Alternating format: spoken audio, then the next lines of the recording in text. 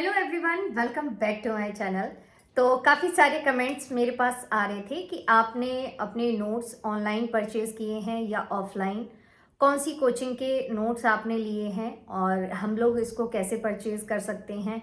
तो यही डिटेल में मैं ये वीडियो बना रही हूँ क्योंकि बहुत सारे कमेंट हो गए थे और जो बिगनर्स हैं उनको बहुत ज़्यादा कन्फ्यूज़न था।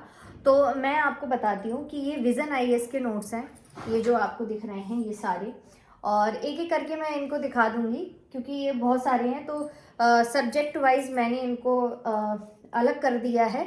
उस तरीके से मैंने ये अपने अलमीरा में रख रखे थे। तो इनको एक एक सब्जेक्ट करके मैं आपको डिटेल में समझाऊंगी कि ये किस तरीके से कैसे कैसे इनका प्रिंटिंग क्वालिटी कैसी है। ऑनलाइन मंगाए थे या ऑफलाइन, तो ये मैंने ऑनलाइन मंगाए थे और जहाँ से मैंने मंगवाए हैं उनका नंबर और उनकी बुक शॉप यहाँ पर मेंशन है, तो आप देख सकते हैं। और बाकी मैं डिटेल में इनको बता देती हूँ कि कैसे कैसे ये नोट्स हैं और कैसे कैसे आप मंगा सकते हो, वो पूरा मैं डिटेल में बता देती हूँ इस वीडियो में। तो ये हिस्ट्री के नोट्स हैं। सबसे पहले हम इनको देखेंगे। ये पार्ट 1 है, आर्ट एंड कल्चर। अंदर भी मैं दिखा देती हूँ आपको। पहले प्रिंटिंग क्वालिटी आप देख लीजिए, पेपर वाइज क्वालिटी बहुत अच्छी है, मोटा पेपर है इसका काफ़ी, और ये प्रिंटिंग क्वालिटी आपको अच्छे से दिखाई दे रही होगी। नोट्स इस तरीके से दिए गए हैं, ये डायग्राम वगैरह, चार्ट और फोटोज़ वगैरह इसमें इंक्लूड रहते हैं। और इस तरीके से ये आर्ट एंड कल्चर का है, तो इसी तरीके से रहेगा ये पूरा। ये देखिए, उसके बाद में मीडिएवल हिस्ट्री का art and culture. Art and culture में 2 पार्ट हैं। एंशिएंट हिस्ट्री का आर्ट एंड कल्चर अलग दे रखा है और मीडिएवल हिस्ट्री का आर्ट एंड कल्चर अलग दे रखा है। उसके अलावा आर्ट एंड कल्चर की ये कंबाइंड बुक है जिसमें क्लासरूम स्टडी मटेरियल आपको मिलेगा। ये भी मैं अंदर से दिखा देती हूँ। मेरा बेटा मुझे वीडियो शूट करने में बहुत ज़्यादा प्रॉब्लम करता है। तो ये क्लास नोट्स हैं, ये देख सकते हैं आप। चुप रहो।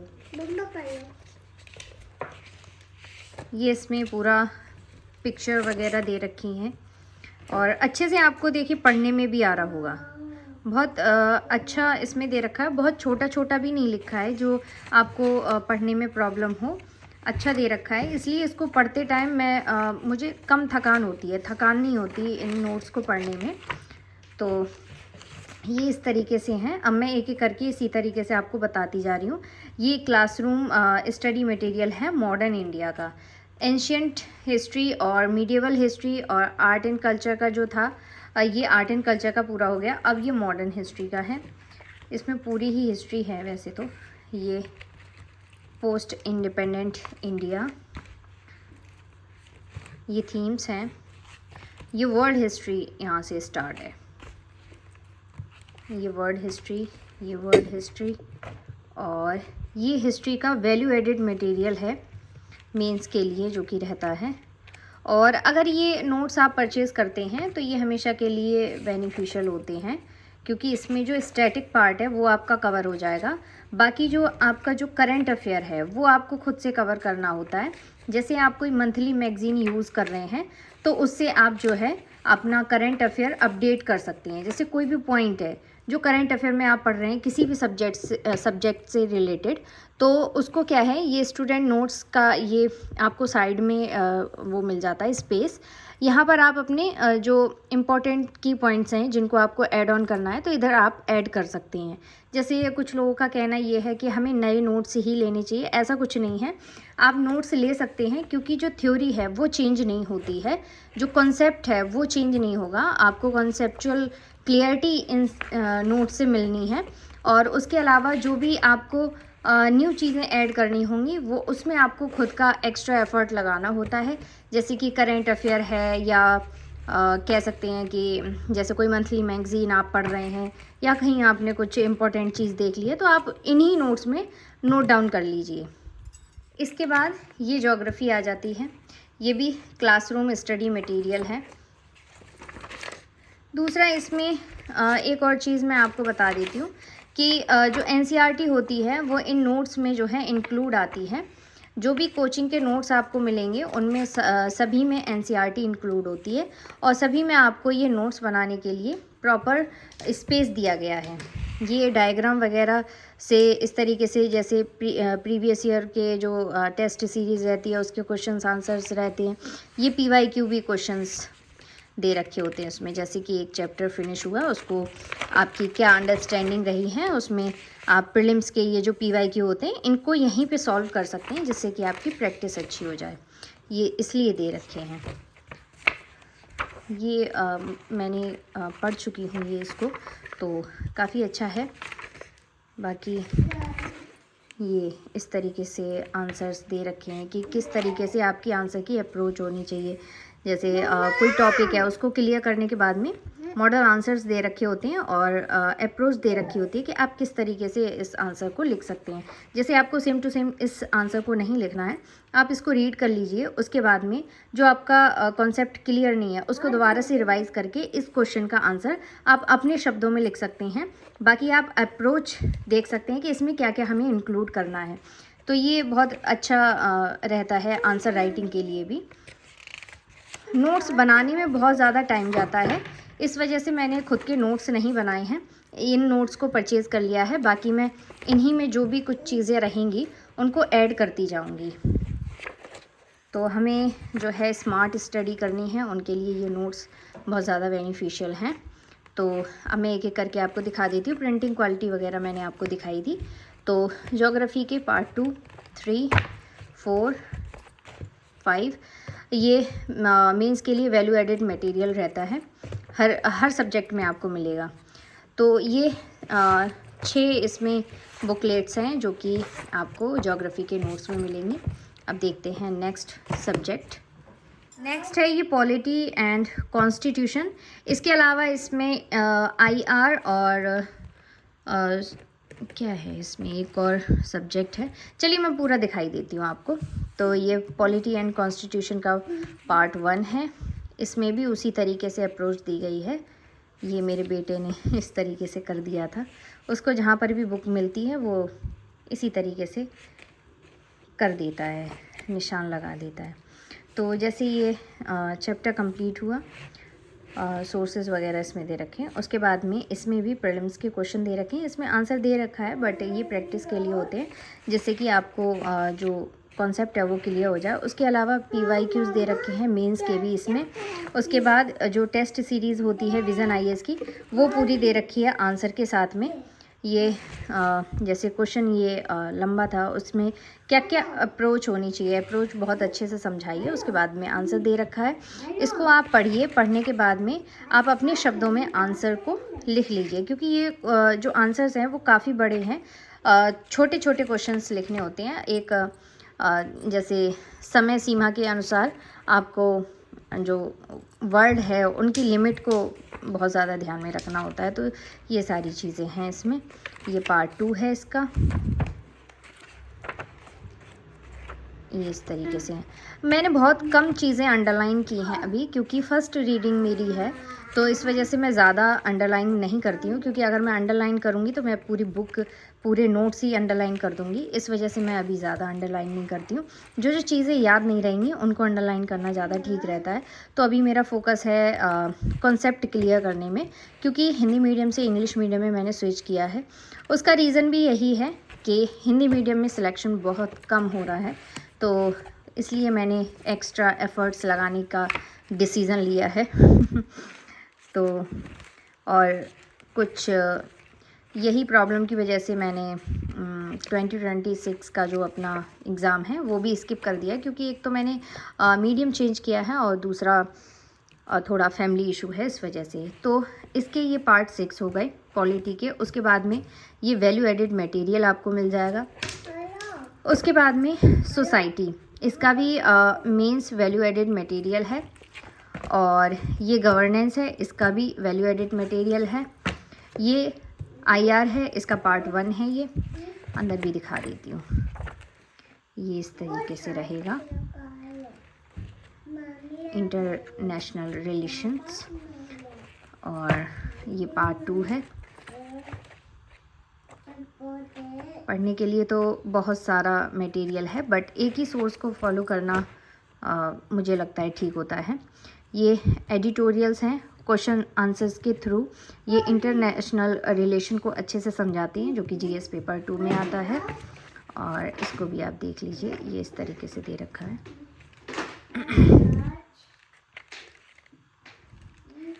ये क्वेश्चंस हैं, उसके बाद में ये आंसर्स हैं। ये सोशल जस्टिस का वैल्यू एडिट मटेरियल है मीन्स के लिए। प्रिंटिंग क्वालिटी वगैरह, पेपर वाइज क्वालिटी मैंने आपको बता दी कि अच्छी है। अब देखते हैं नेक्स्ट सब्जेक्ट। नेक्स्ट हमारा सब्जेक्ट है इकोनॉमी, और इसको भी हम देख लेते हैं इस तरीके से। इनकी पेपर वाइज क्वालिटी सबकी सेम है और प्रिंटिंग क्वालिटी भी अच्छी है, और सभी में आपको जो टॉपिक है उसको ख़त्म होने के बाद में इस तरीके से ये मेंस के आंसर्स, क्वेश्चन आंसर जो टेस्ट सीरीज़ में यूज़ होंगे वो आएंगे। इस तरीके से ये इकोनॉमिक्स के नोट्स हैं, पार्ट 1, 2, 3, 4 और ये 5। इसमें वैल्यू एडिड मटेरियल है। और चलिए अब नेक्स्ट सब्जेक्ट देख लेते हैं। ये है एनवायरनमेंट, और अंदर से कुछ इस तरीके से दिख रहा है। इसमें इसके नोट्स इस तरीके से दे रखे हैं, और जल्दी जल्दी दिखा देती हूँ। पार्ट 1, 2, 3 और ये इन्वायरमेंट एंड डिजास्टर मैनेजमेंट का वैल्यू एडिड मटेरियल है। इसको अंदर से देख लीजिए, इस तरीके से है ये।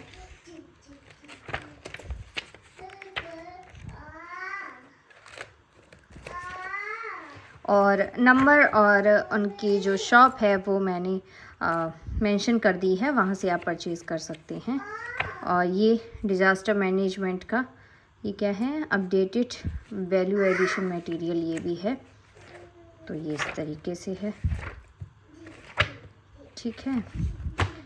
और ये साइंस एंड टेक्नोलॉजी के बारे में है, ये जनरल साइंस भी है इसमें।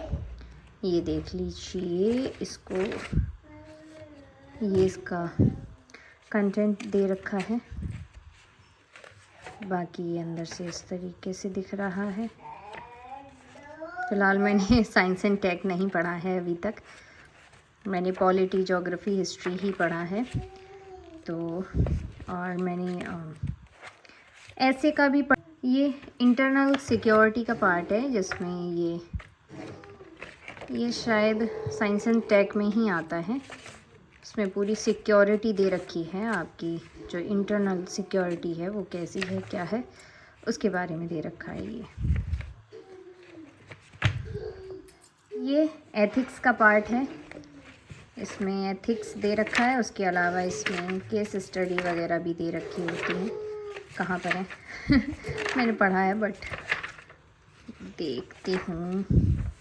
वही सारी चीज़ें हैं, PYQs हैं, और उसके बाद ये टेस्ट सीरीज़ के क्वेश्चंस आंसर्स हैं। ये केस स्टडी के क्वेश्चंस हैं जो कि आप खुद से देख के प्रैक्टिस कर सकते हैं। बाकी इसमें टॉपिक वाइज सारी चीज़ें समझाई गई हैं। पार्ट 1, पार्ट 2, पार्ट 3 और ये पार्ट 4 जिसमें वैल्यू एडिशन है इसका मटेरियल का। ये भी मैं पढ़ चुकी हूँ, इस तरीके से दे रखा है। ये थोड़ी थोड़ी चीज़ें मैंने अंडरलाइन की हैं। और ये 125 केस स्टडीज़ हैं जिसमें अप्रोच और सॉल्यूशन दोनों चीज़ें आपको दे रखी हैं, जो कि मैंने अभी तक ये नहीं पढ़ पाया है। बट अभी फ़िलहाल मेरा अपना ऑप्शनल की तैयारी चल रही है, उसको तैयार करने के बाद में मैं एथिक्स पे आऊँगी, उसके बाद में मैं GS पे आऊँगी। तो कुछ रिवर्स में चल रही है मेरी पढ़ाई।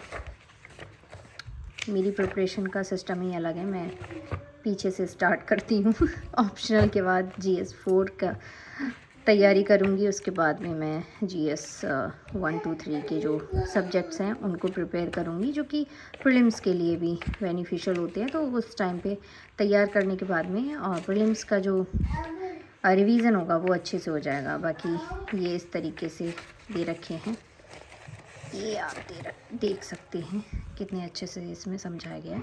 जब मैंने इसको पढ़ा था तो काफ़ी इजी इसकी जो लैंग्वेज है बहुत ज़्यादा इजी है, अच्छे से समझ में आ रहा था। जबकि मैंने अभी इंग्लिश मीडियम में स्विच किया है, फिर भी मुझे बहुत ज़्यादा प्रॉब्लम नहीं हो रही है। तो आप लोग इसको हिंदी मीडियम में भी ले सकते हैं, हिंदी मीडियम में भी ये अवेलेबल हैं, और ये मैंने इंग्लिश मीडियम में लिए थे। अब ये ऐसे का आप देख लीजिए, क्लासरूम स्टडी मटेरियल है, ये इस तरीके से दे रखा है।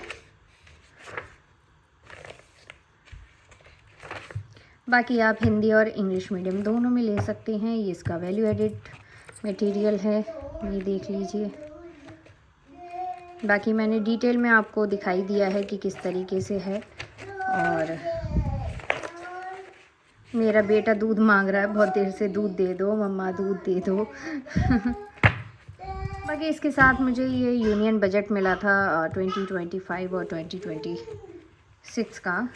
तो ये ऐसे है, बजट की बहुत छोटी सी कॉपी है ये। और ये इकोनॉमिक सर्वे आया था जिसकी मेरे पास ये कॉपी आ गई थी। और इसके अलावा UPSC का जो सिलेबस है वो डिकोड करके दे रखा है 2026 के लिए। तो इसको भी चलिए अंदर से देख लेते हैं।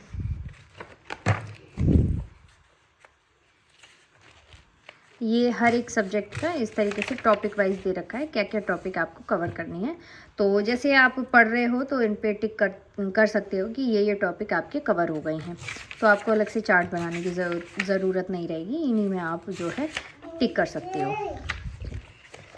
तो गाइज़ ये थी बुक्स, और जो कि नोट्स थे मैंने मंगाए थे, इनका मैंने पूरा डिटेल में आपको बता दिया है। बाकी शॉप और नंबर मैंने आपको कई बार बता दिया, मेंशन है।